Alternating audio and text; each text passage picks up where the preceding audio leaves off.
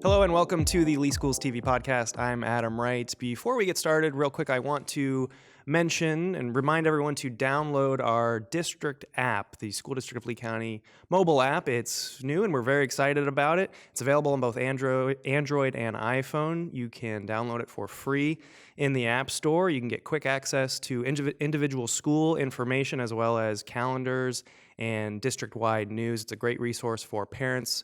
So again, we encourage you to download it. Just search School District of Lee County in the App Store, and again, it's free to download. Okay, we are very excited for our guest today. It is Dr. Amy Desamours, the Chief Financial Officer for the School District of Lee County. Amy, thanks for coming on the podcast. Well, thank you. I'm really excited to be here. And it is Desamours, right? Not Desamours, the silent S at the end, is that correct? Yes. Okay, all right. I wanted to make sure I got that right. It's actually very French. If you ask my husband, he would say it was Desamours. I took 7 years of French. There you go. And well, I'll just leave it. I am, again, so you were Chief Financial Officer. You're actually the second CFO that we've had on the podcast because we had Greg Blurton on shortly after the sales tax got passed. Yes. And we talked a little bit about that. And I wanted to have you on, not only because we wanted to kind of give the people an update on what's going on with the sales tax, but we also wanted to have you on because when you came back to the school district, so many people I heard were just so excited to have you back. A lot of people here in the department said that they were so excited to have you back. And I know Dr. Adkins was excited to have you back. That's nice. Many people have had many great things to say about you. So we're glad to have you back. Thank you. It's very good to be back. And we appreciate you coming on the podcast. Can you tell us a little bit about, so you were CFO here for 5 years, you said? Yes, for 5 years. You left briefly to go to FSW, and then you came back.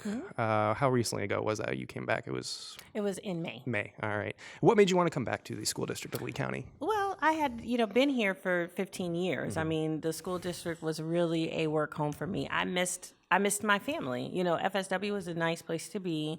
And, it was, I think, a good move for me at the time to kind of, step back and be able to get a little bit of perspective and get a little handle because the work-life balance was, I think, a little out of kilter for me at that time.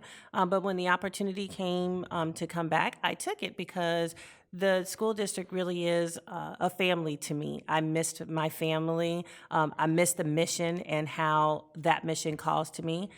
And I took the opportunity to come back because I realized that this was my home and this is where I really wanted to be. And I felt like I had some contribution that I could really give. All right. Well, again, we're glad to have you back. A little bit about you. Before we get into the sales tax, actually, I want to talk about a little bit more about you. So you grew up here, right? I did, yes. I'm originally from St. Paul, Minnesota, but I largely grew up here in Fort Myers. And you went to Riverdale High School, right? I did. Go Raiders. And I read... So you have a master's degree in accounting from the University of Florida. Yes, go Gators. Go Gators! That's where I got my undergrad. Very nice. And then you went and got a doctorate in education. Why did you want to get that doctorate in education? Well, when I came here, as I said, I've been with the district for 15 years. Not at the time of my doctorate. I think I had been here. I got it in 2008, so that was about 10 years ago. So at that point, I had been here for 5 or 6 years. And what were you in the finance department?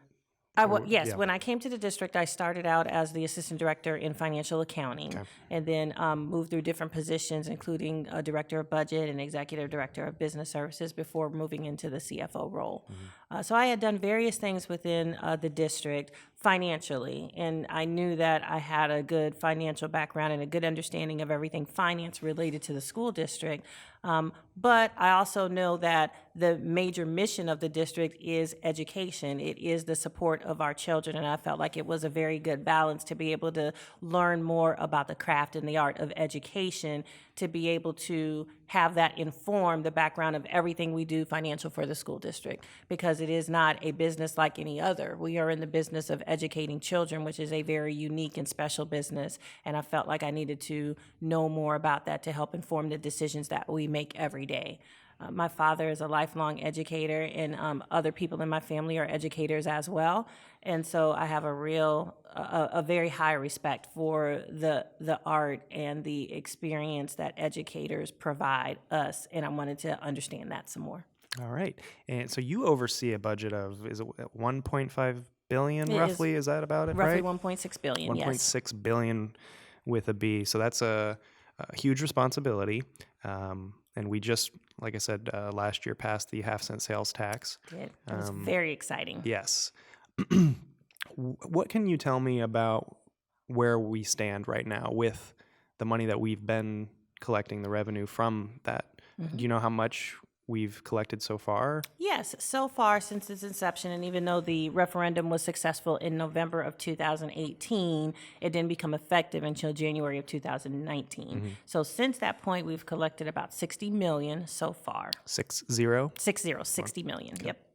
Is that more or less or right about what we had anticipated in collecting by this point? We had projected that at this point we would collect about this much. Okay. We want to wait till we're not a year in yet, so we want to wait till we have about a year's worth of collections before we look to see whether we need to revise our projections somewhat. The summer months can be very different, as we know, with the population that we have and the tourists that we have and the snowbirds coming in and out. Yeah. Summer months can be very different from winter months. So we're just getting into our winter months. So I think we really need a year to analyze if our projections were correct. But at this point, we project that it will be over the 10-year span of the sales tax, a little over $1 billion with the collections throughout that 10-year span that the voters approved. Wow. So 60 million collected so far. Have we been spending any of that on any projects yet? Yes, we most definitely have. We've spent about $12 million so far. There's much more dollars that have been encumbered or are planned, but so far expended about $12 million on various projects. The main focus or the different focus areas of the sales tax that we had anticipated and that we had advertised and discussed with the public were, of course, safety within our schools, maintenance of our existing schools, upgrading and maintaining technology within our schools, and new construction. So those are the major categories that we have. And then, of course, within those, we have many different things, equipment for schools and things like that really will make our facilities and the things that are offered inside of those facilities world-class for every student. Now, I can't remember, Gateway High School. Yes. Is that being built with sales tax money, or because that was already in the works before the sales tax got passed, is that using different funds? It is. We borrowed money for Gateway, but it will be that borrowing will be paid back with our sales tax funds.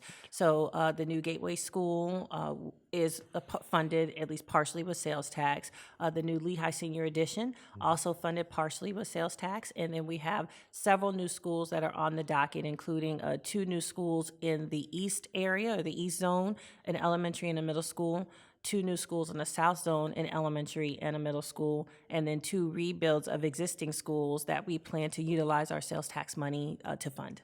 Is that Franklin Park and Cypress Lake Middle? It is. Those 2 rebuilds are Cypress Lake Middle and Franklin Park Elementary, yes. We still need to receive approval from the state to tear down and rebuild those facilities, and that is what we're waiting on right now before we can move forward. We anticipate getting that word very soon. Okay, so is it as early as next year that those could be rebuilt, or are we looking further down the road for those? As early as next year, at least to start the planning of those. Okay. As far as the timing of how long those rebuilds will take and when they will open, still yet to be still undetermined. It's yet to be determined because there's so many factors built into, especially when you have a school that has kids in it already. What's going to be the timeline for that tear down and rebuild, and how will that be phased in? All those plans are still yet to take place once we get the approval from the state. So you mentioned the building of new schools. Obviously, those are probably the biggest projects, and Yes. You mentioned safety and security upgrades. Any other medium-sized or large projects that are in the works, maybe right around the corner, that we're looking at implementing Yes. relatively soon? Yes. Well, we have various going on at many different schools, things like electrical, air conditioning, and window upgrades, which aren't necessarily splashy, but they're, and roof upgrades, things like that. Not very sexy, but they're very important in terms of maintaining the infrastructure of our schools. And the district will feel the district's budget will feel the difference in terms of the efficiency that gives us, lower bills in terms of our electric bills when we are more efficient with our windows and our roofs that maintain, better efficiency with our air conditioning and things like that. So we'll see an operational difference because of those projects that are going on right now. And then in addition, we also have things going on in the technology realm related to increasing the density of the devices that we have at the elementary level, and then also upgrading the technology within schools that all of our teachers and our students will eventually use. And so all of those things are currently in the works with the sales tax dollars. Can you give us a little behind the curtain insight into what goes into deciding what projects we're going to use the money on? I know we have the independent sales tax committee that kind of is a kind of a watchdog, making sure that we're spending the money the way we're supposed to be spending it. How much interaction do you have with that committee, and how does the process work? So did you and your team make some decisions and then bring it to them, and then they give the okay? Can you tell people how it all works? Yes, there's various steps to the process. So in terms of really prioritizing and categorizing the projects that will go on, we have within the district a capital committee, which is made up of various people within within the business area, within our operations area, which includes construction and maintenance and planning people, within academic services, if it has things to do with the academic program at schools. So we have that capital committee that analyzes all of the projects that are on the slate. We will get projects in from our maintenance department, describing the things that need to happen at schools based on their assessment of each building and what needs to happen at buildings based on the age of the buildings, rotational things that need to happen in order to maintain the structure of the building. We have all kinds of requests that we receive from the principals themselves about different things that they would like to see happen in the building, which could be infrastructure related type things, or it could be more aesthetically related things. So we have and then we have our planning department that also looks at the number of students, FTE, that we think we're going to receive over the next 10 years, projecting how many student stations we will need in any given year, and making sure that we're planning appropriately for the number of schools that we need to have a seat for every student. So all of those things come together in a big list, and then we have a certain amount of money that we have to deal with. And so we have a process within the capital committee where we're basically prioritizing all of those projects, and then compared to the amount of resources that we have available, coming up with a list or slate of projects that will be done over, say, a 5-year period within our 5-year capital plan. And those are all funding sources, not necessarily just sales tax, but any funding source that we have in order to support our capital needs. With anything related to sales tax, those sales tax projects, we then report to our ISOC committee, or that is the Independent Sales Surtax Oversight Committee. Yeah, I think I said the shortened version of that. Right, exactly, which is our Sales Tax Oversight Committee. Yeah. We report to them the projects that we have slated or put into sales tax, and report to them quarterly on the expenditures for the previous quarter and the plan for the next quarter.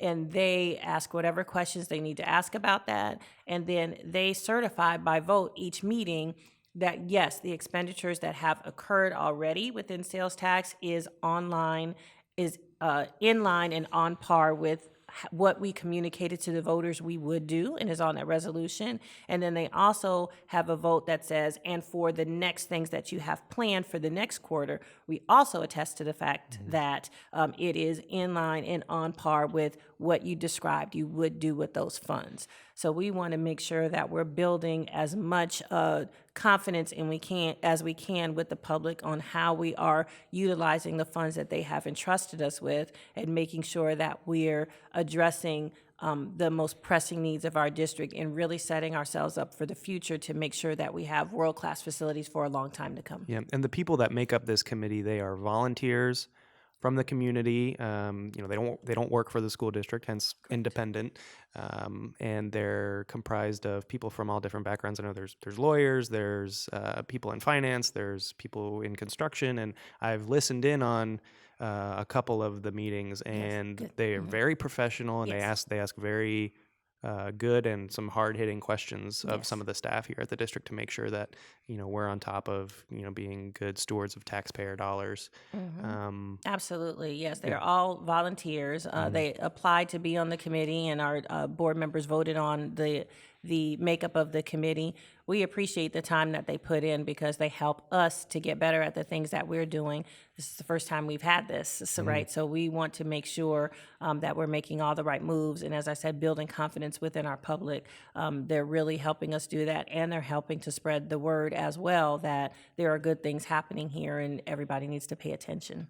And by the way, we stream and post all of those meetings on our Lee County Public Schools YouTube channel, by the way, if you're interested in watching and listening in on those meetings. Again, you said they're quarterly? Quarterly. Yeah. Yes. Okay, so another thing I wanted to talk Next about. one coming up on December 19th, by the way. December 19th, Yes. all right. Yeah, log into our YouTube account and check it out.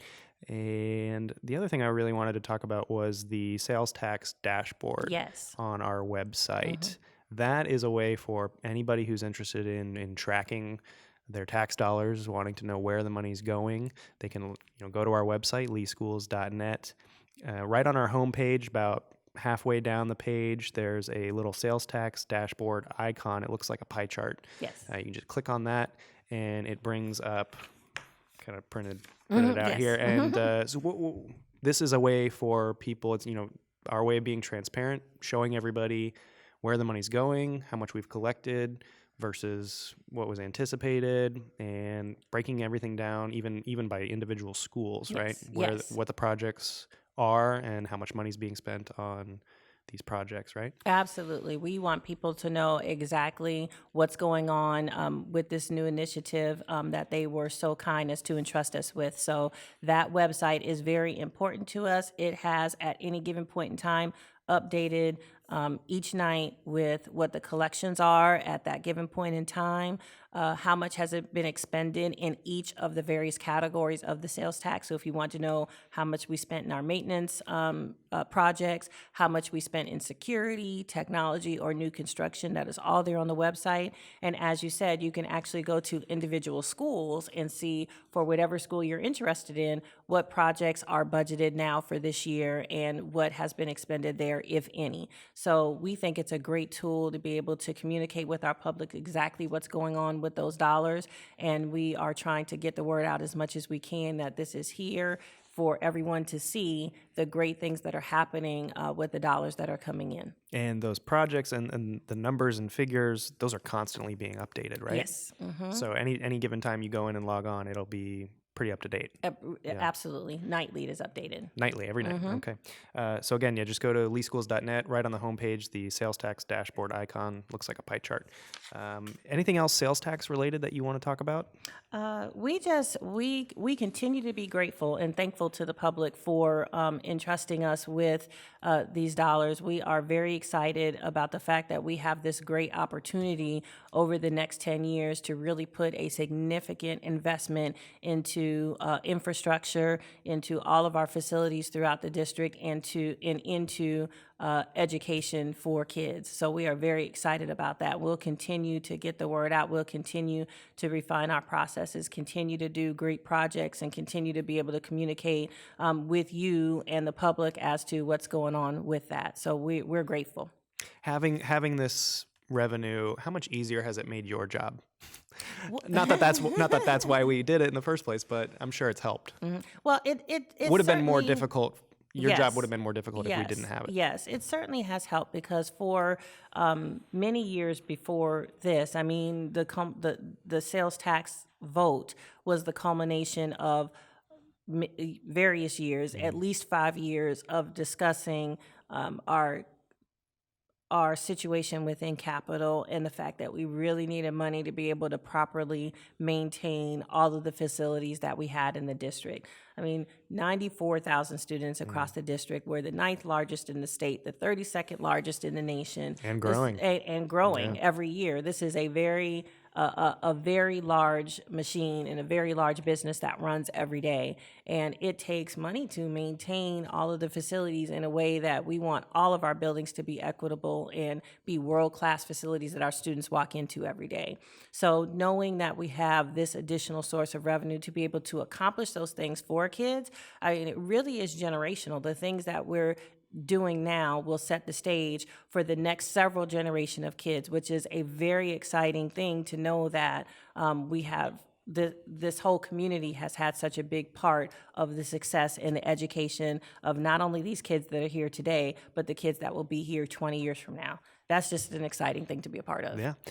Okay, so switching gears here, teacher pay is a hot topic always, and I know Governor DeSantis is proposing raising the starting salary for teachers across the state from $37,600 to $47,500. I think I've got those numbers right.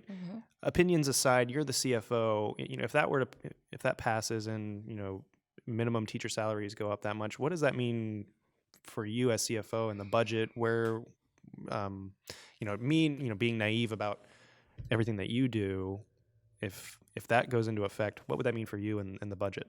Yeah, well, the total price tag of that, depending on how it is carried out, is tens of millions of dollars. Yeah. Because when you're talking about the beginning teacher salary, right now our beginning teacher salary on our salary schedule is $40,500. Yeah. So it's higher than the state average. Correct. So it's a little higher than that state average, yes. But bringing those any teachers that are below 47.5 to 47.5 is a price tag of at least $15 million for our district. And then you really can't stop there, because you have to say, okay, well, if you gave the significant raise to teachers that were below that, what happens to even your teachers that are above that? It's like, if you're pushing up on the bottom, you have to do something to take that change through the rest of the salary schedule. And so that's why I say, depending on how that initiative could or would be carried out, it could be tens of millions of dollars additional expense recurring for the budget each year. I don't think anybody would argue that teacher salaries need to be increased. It is one of the most important professions, and we need to make sure that we are compensating that in such a way that reflects that. The concern that we have with the proposal is the dollar amounts that are associated with this, as we just discussed, tens of millions of dollars for our county, not to mention the other 66 counties throughout the state. Where are these funds coming from in order to implement this and sustain it throughout the years? That's what I meant to ask. Yeah. So that is a concern, because we've not yet really received any proposals yet from the state, and the legislature convenes in January. Yeah. So it's going to be interesting to see, as far as they're putting the state's budget together, what that's going to look like. But that's a significant amount of money statewide. I know what it is, as we discussed for our county. I have no idea necessarily what it would be statewide, but it's a significant amount of money. It has to be billions. And so where those dollars are coming from at the state level is of concern. How is that going to be laid out at the state level? Because it's only, as we always say here, it's one pot of money, and you either have to try to add some revenue sources to that. If you don't add revenue sources to that, you've got to figure out, okay, where else are we taking from in order to supplement or sustain a new initiative, or a combination of both. There hasn't been too much conversation at the state level of any additional revenue sources. So then the question is, okay, how are they going to do this at the state level? Because there are so many other services that also are very important to a school district. Sure. So that push and pull of how it comes out in the budget is of significant concern, because of the significant dollar amount it would be to actually implement a proposal such as this. Yeah, I know. So you don't have all the details yet. That's something you're going to be watching very closely. Yes. And I'm sure there'll be a lot of debate in the state legislature over it come when they convene in their session. Absolutely. And I believe it's the biggest change to the budget that Governor DeSantis is bringing forward. Yes. So, yes. Yeah, there'll be a lot of discussion and debate about the finer details about how that would work. Absolutely. Okay, so we'll be monitoring that closely. Very Were you going to say something? No, I was just going to say, so our legislature convenes in January, and so hopefully very soon after they convene, they will be talking about those budget issues. But I know that we have a very good relationship with all of our unions, and I think that bargaining process in terms of speaking with our unions and making sure that we come out with a collective bargaining agreement at the end of the day that all of our unions and the district can be supportive of is a very important aspect of the process as well. And so I believe that we need to, make sure that we're maintaining that ability to do that as well. All right. A little bit more about you. You have 5 children, you were I telling me? do. Yeah. 5 wonderful children between the ages of 23 and 11. And you're telling me that you're a big basketball family. Yes, we are. Yes, my most of the kids played basketball from a very young age, and so we've been very busy. It seems like basketball has basically consumed most of our lives since they were very little.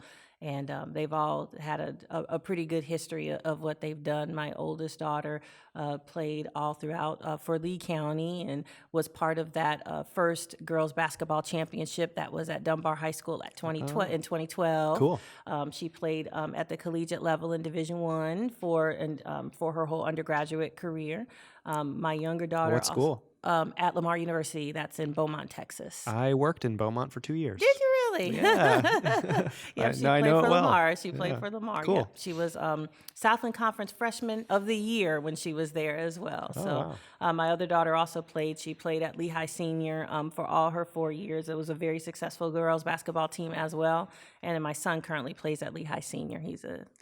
Yeah, we were talking earlier. He's featured in one of our latest Lee Schools TV stories done by one of our student interns, Ashley Lucas, about the unified basketball game at Lehigh. Yes. And she interviewed your son, and I saw it, and I recognized the name, and I was like, I Yes. wonder if that's Dr. Desamours' son. Yes, it is. He really enjoys that. He enjoys coaching the unified team. He has a really good time with it. And just from the short soundbite that I heard from him in the story, seems like a great kid. Thank you.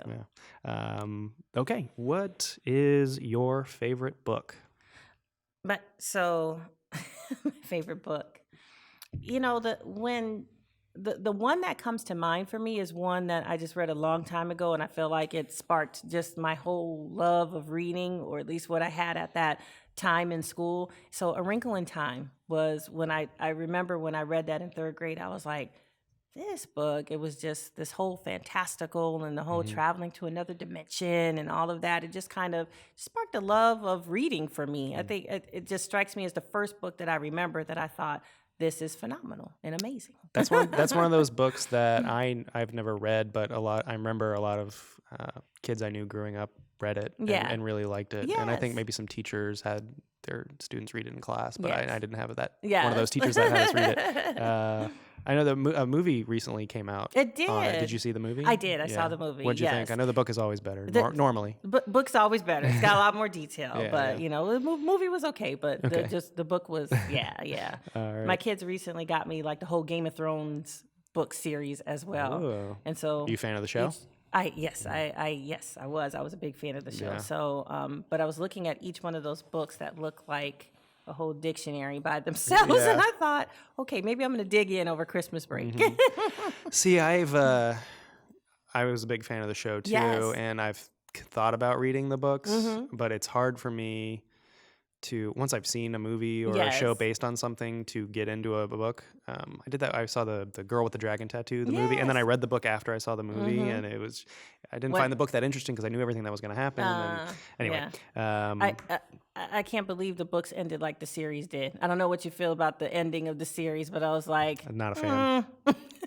So Disappointing. Yeah, right, Disappointing. right. So Felt rushed. Yes, And yes. didn't end the way I Yes. had hoped it would. Yes. Yeah, I was pretty disappointed. So I'm like, maybe the book will give a little bit more satisfaction. I don't know. Yeah, it didn't feel, that last season didn't feel like the same series. It didn't feel like the same as the first several seasons. Exactly. So at any rate. So speaking of movie and TV shows, that's my next question. What do you have a favorite movie or a favorite TV show? So I don't watch a lot of TV, but I do have several things that I watch religiously. And so one of the I have to say my favorite show at this point is This Is Us. So my little girl and I, you know, like clockwork, we'll sit down and watch that together every week because we just love that show.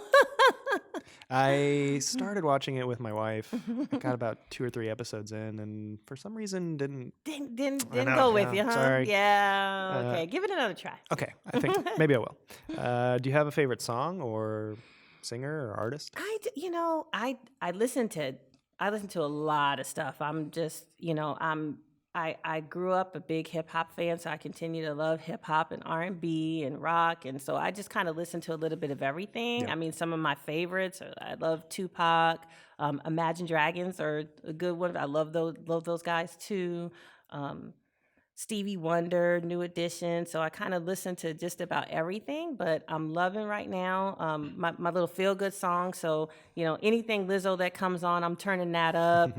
I love High Hopes. So Panic at the Disco, I'm a fan. And I just recently saw Frozen 2 with my little one. So I'm into that soundtrack right now. That was pretty powerful. You're into it, or are you being forced to being into it? I am into it. Okay. She had to kind of drag me to see the movie because I was like, no way it's going to be as good as the first one. Yeah. I'm not excited about going to see this. My expectations are low.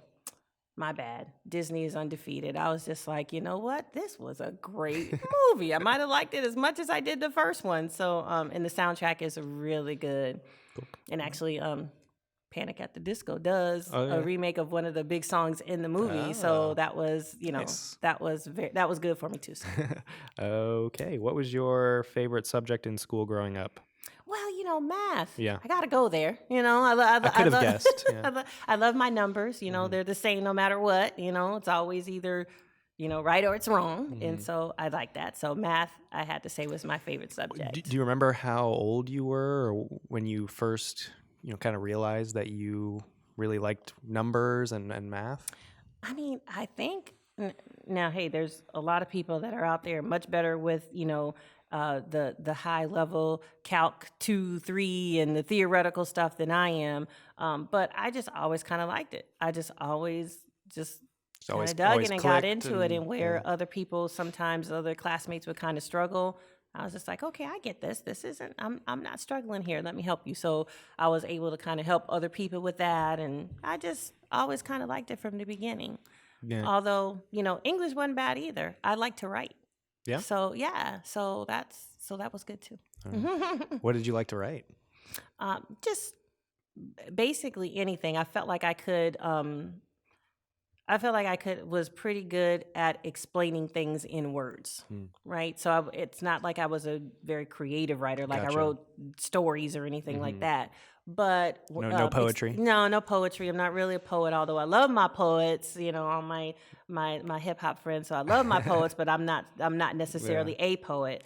But like academic essay type writing, exactly, or? expository. Gotcha. I feel like I can explain things in written word and do it pretty well. Yeah. Well, you're good at explaining things in spoken word too. All right, if you could have dinner with anyone living or dead, who would it be and why? Oh man, that's a hard one. There's so many people. There's, I could go to Oprah, Barack Obama. I don't know, it's crazy, but I will say, it's going to sound kind of corny, but my family. I love sitting down and having dinner with my family. Life's busy, so I would love to say that we did that every night. Yeah. We don't. So, when we do it, it's always fun. I learn a lot of stuff, but so my family, I'll sit down any day of the week and have dinner with and just love it. But outside of dead, I would say, I guess the person that really comes to my mind is Harriet Tubman. Yeah, it's interesting that just the mindset of not only kind of disregarding your own safety and then going to save and to help other people. I feel like that's a mindset that sometimes is lacking amongst our society today. Sure, yeah. And I wonder, what that thought process is and what a conversation with her would be like, and how we can't maybe transplant more of that into how we're living and how we're relating to each other today. True American hero. There's a new movie about her out, yes. I think, too. Yes. Coming out soon. Yeah. Looks interesting. All right. Dr. Amy Desamours, thank you so much for coming on the podcast. We appreciate it. Well, thank you for having me. It was a bunch of fun. All right. And thank you for watching and listening. We'll see you next time.